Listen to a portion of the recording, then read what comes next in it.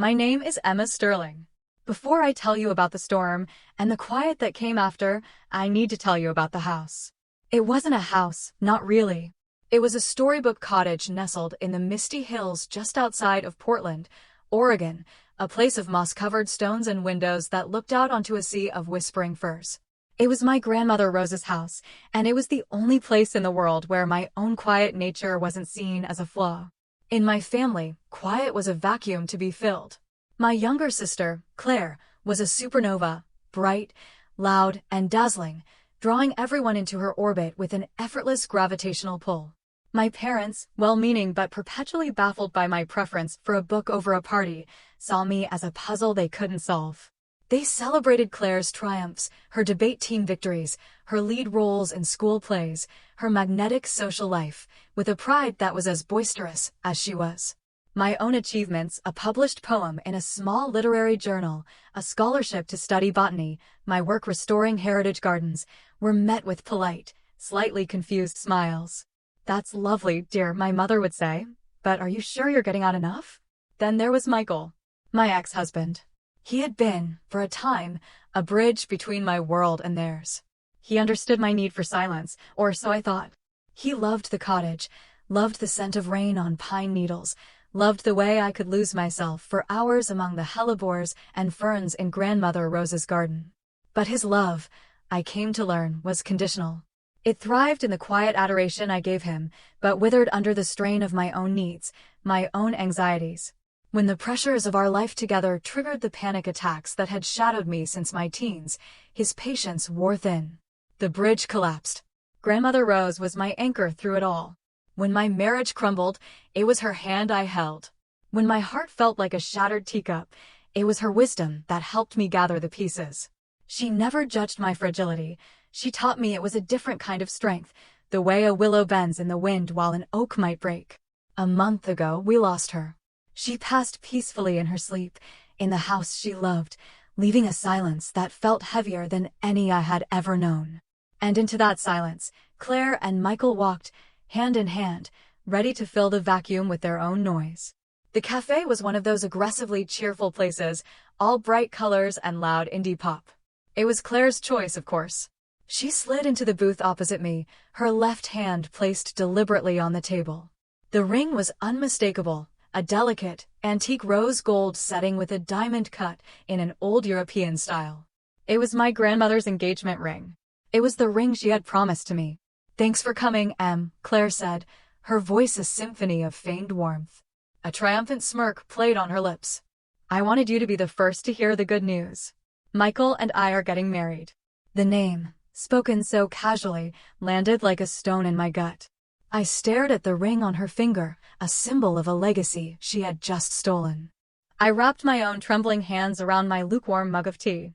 "Congratulations," I managed, my voice a thin thread. "I see you're wearing grandmother's ring." She held up her hand, turning it so the diamond caught the fluorescent lights. "Oh, this?" "Michael gave it to me. He said it was only right." She leaned in, her voice dropping to a conspiratorial whisper. "Since he helped me sort out all the legal stuff with the will, that is. Turns out, once we explained things to the judge, everything came to me. The house, the trust, all of it." Her smile was sharp and predatory. "Funny how things work out, isn't it?" I thought of the last lucid conversation I'd had with Grandmother Rose, just days before she slipped away. We were in her study, the room filled with the scent of old books and dried lavender. The afternoon sun streamed through the window, illuminating the dust motes dancing in the air. She had pressed an old, leather-bound journal into my hands, her own hands frail and spotted with age. "Keep this safe, my Emma," she'd whispered, her voice a reedy sigh. "Everything you need is in here. But you must promise me you won't open it until the moment feels right, until you truly need it." I had promised, tucking the journal away in my bag, its secrets unread. Now, watching my sister wear my heritage like a trophy, I felt a deep, resonant certainty. This was the moment. "You know what's really funny, Claire," she went on, oblivious to the shift inside me. "How easy it was to prove you weren't, well, stable enough to manage an estate like this." She stirred her latte, the spoon clinking against the ceramic. "Michael was so helpful. He had all those notes from your marriage counseling sessions. He told the court about your episodes. My hands tightened around my mug. The episodes. The nights I'd spent curled on the bathroom floor, my breath catching in my chest, my heart hammering against my ribs, terrified by a darkness I couldn't name. The panic attacks had started after I found the first texts on Michael's phone, flirtatious, intimate messages to a woman I didn't know. He had sworn it was nothing, that I was being paranoid, that my anxiety was twisting things. He had held me and soothed me and lied to my face. Now I understood. The other woman, at least one of them, had been my own sister. They had used my most vulnerable moments, the pain they themselves had inflicted, as a weapon to disinherit me. "Why did you ask me here, Claire?" I asked, my voice surprisingly steady. The weight of the journal in my bag felt like a ballast. "Oh, not just to gloat, silly." She leaned forward again, her expression turning pitying. "I wanted to make you an offer. We're family, after all. If you sign this little document," she slid a folded paper across the table, "waiving any future claims you might think you have, I'll make sure you get a small monthly stipend from the trust. Just a little something to help you get by. We wouldn't want you to be destitute." She sat back, her posture radiating magnanimous self-satisfaction. She had taken everything, and now she was offering me crumbs from my own table, expecting me to be grateful. I thought about the journal.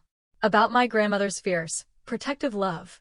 About the secret I had uncovered the night before, sitting on the floor of my tiny apartment, the worn leather cool against my fingertips as I finally broke my promise and opened its pages. "You're right," I said, my voice calm and clear. I reached into my bag. "We are family. And that's why there's something you need to know about grandmother's estate." Claire's smile faltered, a flicker of uncertainty in her eyes. "What are you talking about?" Michael's lawyer went through everything with a fine-tooth comb. "It's all in my name." I pulled out the journal and laid it on the table between us. Its leather cover was soft with age, the pages inside filled with my grandmother's elegant, looping script. "Not quite everything," I said. "Did you know Grandmother Rose was an exceptionally meticulous record keeper? A second set of books, you might say." For the first time since she'd walked in, Claire looked genuinely unnerved. "What is that?" "It's a history," I said, opening the journal to a bookmarked page. "A record of every investment, every asset, every quiet transaction she made over the past 10 years. Including some very interesting changes she made 2 weeks before she died." "You're lying," she snapped, her voice sharp, but her gaze was fixed on the handwritten ledgers. "The lawyers verified all the assets." "Did they?" I slid a small stack of photocopies across the table, pages from the journal I had copied that morning. "Because according to this, the vast majority of grandmother's estate, the stock portfolio, the commercial real estate holdings in the Pearl District, her entire art collection, was quietly transferred into a new, irrevocable trust. A trust that the courts and Michael's lawyer knew nothing about. A trust with a very specific clause." Claire's face had gone pale as she scanned the top page. I could almost see the gears turning in her mind, the frantic calculations. "That's impossible," she whispered, but her hands were shaking. "Michael checked everything." "Michael doesn't know about this," I said softly. "Grandmother made sure of that. She appointed a different trustee, someone outside her usual circle. She was a very, very smart woman, Claire. She knew your nature. She knew his. She was just waiting to see how far you would go." "This is a bluff," Claire said, trying to rally, but her voice was thin. "These could be forgeries." I took out my phone and dialed a number I had memorized from the journal. "Why don't we ask her trustee?" "Mr. Alistair Finch. I met with him this morning. He's a lovely man. I'm sure he'd be happy to verify the authenticity of the trust documents for you." Claire's composure finally shattered. "Wait," she hissed, reaching out as if to grab my phone. "Don't call. Let's talk about this." I ended the call before it connected and looked at her, truly looked at her. Her carefully constructed facade was cracking, revealing the raw panic beneath. "Oh, you want to talk now? What happened to the generous offer of a monthly stipend?" "Emma, please," she said, her voice dropping to a desperate whisper. "You don't understand. Michael and we've already made plans. We took out a loan against the house. We put a down payment on a new condo downtown." "I understand perfectly," I said, gathering my things. "You and my ex-husband conspired to defraud me. You painted me as mentally ill to steal my inheritance. You used my pain, my trust, and my love for our grandmother against me. What do you want? She asked, the question less a demand and more a plea. I stood up, looking down at the woman who had shared my childhood but had never, it seemed, shared my heart. For the first time, I didn't feel hurt or anger. I just felt a profound, weary sadness for her. What I want, I said quietly, is for you to sit here and think about what happens when Michael finds out the truth. When he realizes the vast fortune he was counting on doesn't exist. When he figures out that marrying you won't make him a rich man, but will instead saddle him with your half of a very large, very real debt. The color drained completely from her face. You wouldn't, she whispered. Wouldn't I? I gave her a small, sad smile. You took everything you could, Claire. You were always so good at that. It's time you learned what it feels like to be left with nothing but the consequences of your own choices. I turned to leave, but her voice, small and broken, stopped me at the door. He'll leave me, she said, the words barely audible. If the money's gone, he'll leave me. Yes, I said, without turning back. He probably will. He seems to have a pattern of doing that when he thinks he's found a better deal. Funny how history repeats itself, isn't it? As I walked out into the cool, damp Portland air, I didn't feel a sense of victory. I felt a quiet, hollow space where a sister used to be. But for the first time in a very long time, I also felt the solid ground of my own strength beneath my feet. Grandmother Rose had given me more than a journal. She had given me back to myself. The days that followed were a strange mixture of turmoil and peace. My phone was a constant barrage of frantic texts and missed calls from Claire and Michael, a digital storm I chose to ignore. Instead, I immersed myself in the world my grandmother had so carefully preserved for me. I met again with Alistair Finch, a kind, silver-haired man with eyes that held the quiet wisdom of his years. His office, in a historic building downtown, was lined with books, much like my grandmother's study. Rose was a remarkable woman, he said, his voice gentle as he spread the trust documents across his wide mahogany desk. She was shrewder than anyone gave her credit for. She saw this coming, you know. Not the specifics, perhaps, but the pattern of behavior. She called it a failure of character.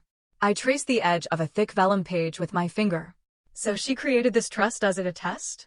Not a test, my dear, he corrected softly. A safety net. For you. She knew that what they were after was the illusion of wealth of the house, the name, the accounts they could see.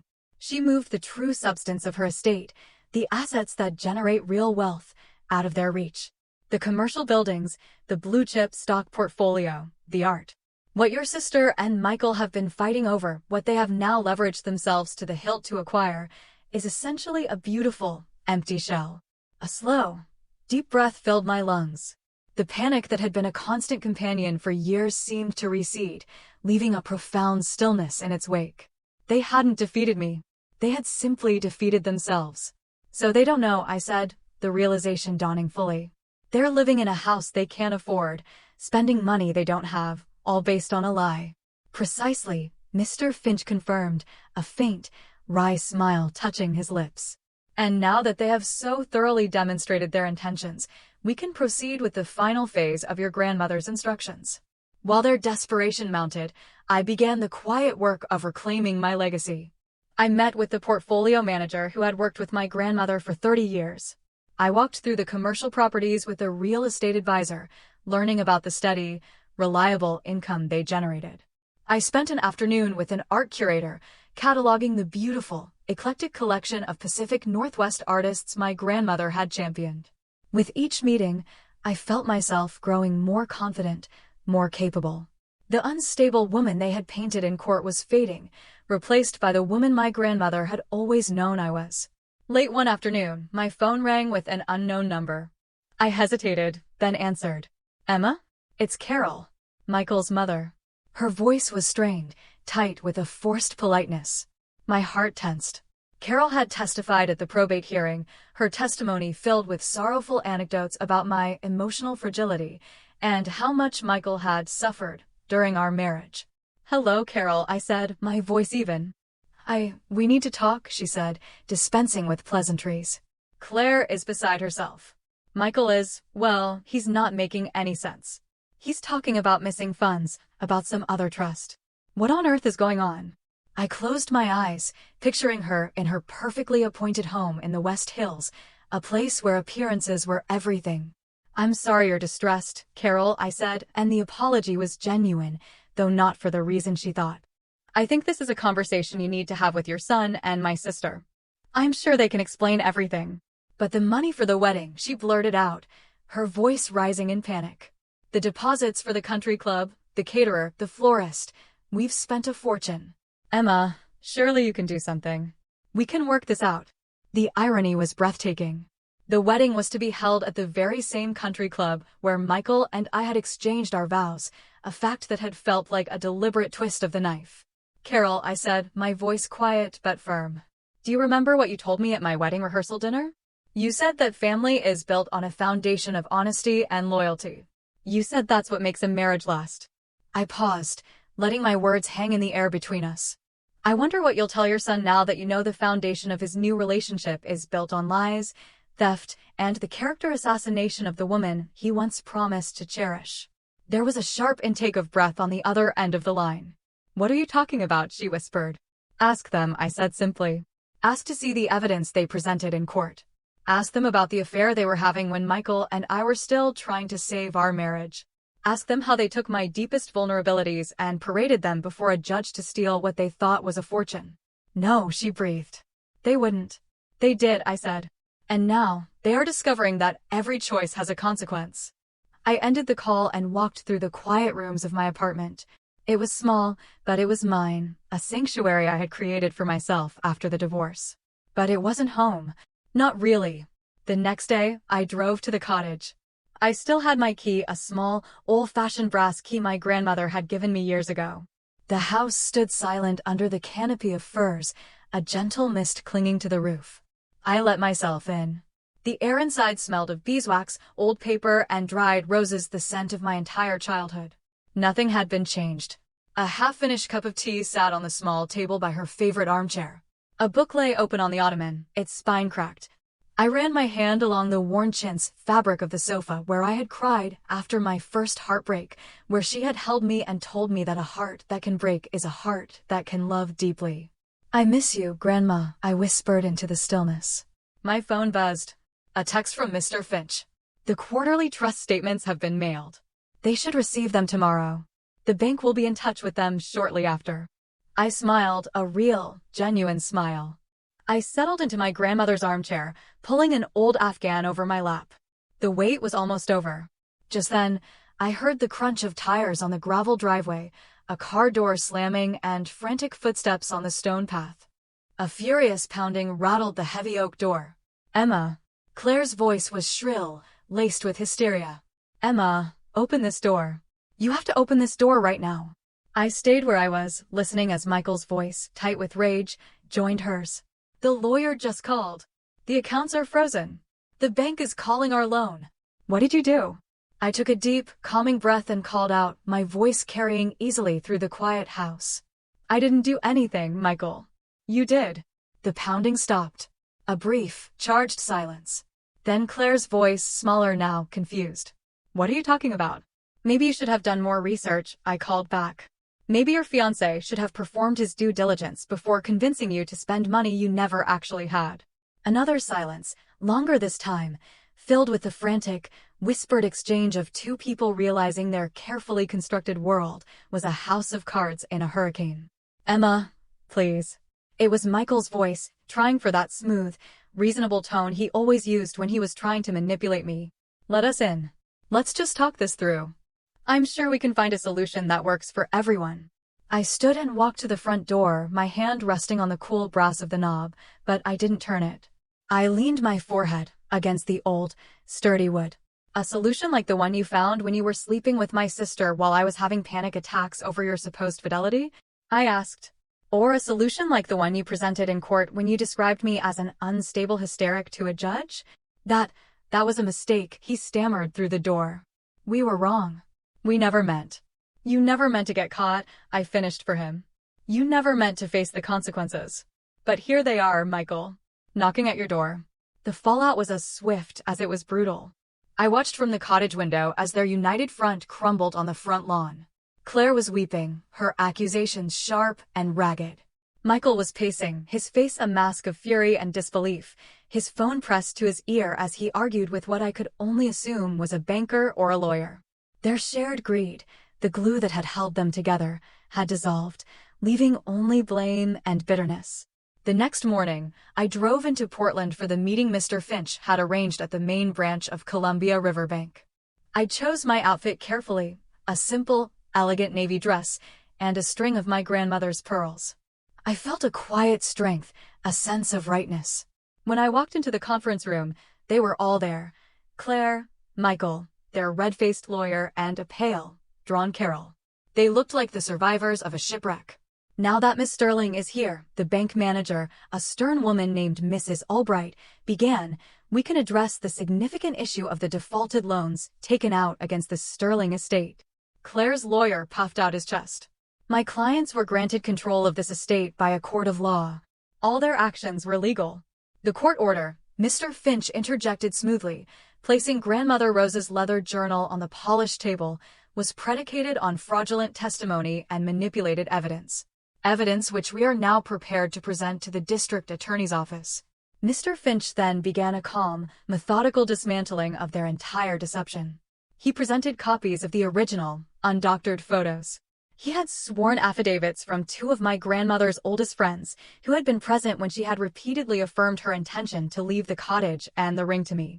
He detailed the timeline of Claire and Michael's affair, which coincided perfectly with the onset of my most severe panic attacks. Michael's face was ashen. But the money we spent, he muttered, his voice weak, was credit, Mrs. Albright finished coolly, extended to you by this bank under the assumption that you controlled assets, which, it is now clear, you do not. Those loans are due in full, immediately. Claire's composure finally snapped. Her chair scraped back as she shot to her feet. This is insane.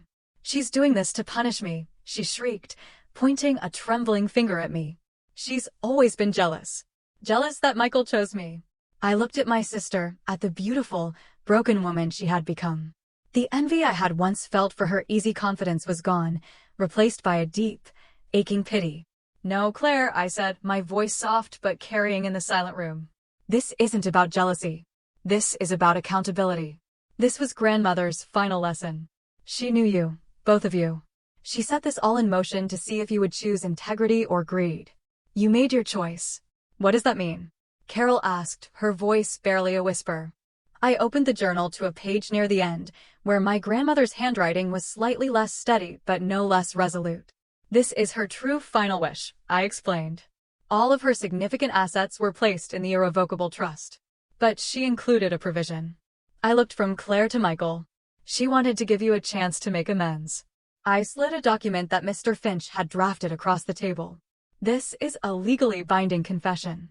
It details your conspiracy to commit fraud and your perjury in court. If you both sign it, the trust will be instructed to settle your outstanding debts with the bank. You will walk away with nothing, but you will be free of legal repercussions. Their lawyer began to bluster, but Claire silenced him with a look. And if we don't sign? Then Mr. Finch will walk these documents over to the DA's office this afternoon, I said. And this entire sordid story will become a matter of public record. Your reputations, your careers, they will be ruined. The choice is yours. The silence that filled the room was thick with the weight of their shattered future. Carol looked at her son, her face etched with a disappointment so profound it was painful to witness. Sign it, Michael, she said, her voice heavy. Sign it and be grateful that Emma has more grace than you deserve. One by one, they signed. Claire's signature was a spidery, illegible scrawl. Michael refused to meet my eyes. When it was over, I stood up. There is one last thing, I said. The ring. Claire's hand flew to her finger, a last, desperate act of possession. It was never yours, Claire, I said gently. It represents a legacy you chose not to honor. Slowly, her shoulders slumping in defeat, she slid the ring from her finger and placed it on the table. It lay there, small and brilliant, a beacon in the sterile room. I picked it up, its familiar weight settling into my palm. Grandmother told me that this ring was a symbol of enduring love and integrity, I said, my voice steady. She built a life on those principles. You had a chance to build one, too. You chose to build on sand. I left them there, surrounded by the wreckage of their choices. The drive back to the cottage was quiet. The sun broke through the clouds, sending shafts of light through the tall firs. I let myself into the house, my house now, in every sense of the word, and went to the study. Sitting in my grandmother's chair, I slipped the ring onto my finger. It fit perfectly. On her desk, tucked beneath a stack of old letters, was an envelope with my name on it. I opened it with trembling fingers. My dearest Emma, the note began in her familiar script. If you are reading this, then the storm has passed, and you are standing in the quiet that follows. I am sorry for the pain you have endured, but I am not sorry for the strength I knew you would find. True wealth, my love, is not in what we accumulate, but in the strength of our character. You have faced betrayal with grace, and you have chosen justice over revenge. The legacy is not the money or the house, it is the wisdom in your heart. The ring is home now. Wear it and remember that the willow that bends is the one that survives the storm. All my love. Grandmother rose. I sat there as the afternoon light faded to dusk, the ring a warm, solid presence on my finger. Claire and Michael moved away a few months later. I heard through the family grapevine that their engagement had been quietly called off. I received a short, formal letter of apology from Carol, which I accepted without comment. I never heard from my sister again. The space she left in my life was no longer a painful void, but a quiet, peaceful landscape. The cottage became my sanctuary and my work.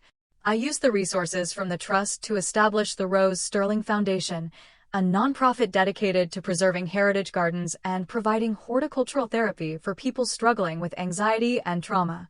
I found my purpose not in boardrooms, but in the rich, dark soil, helping things grow. I wear my grandmother's ring every day.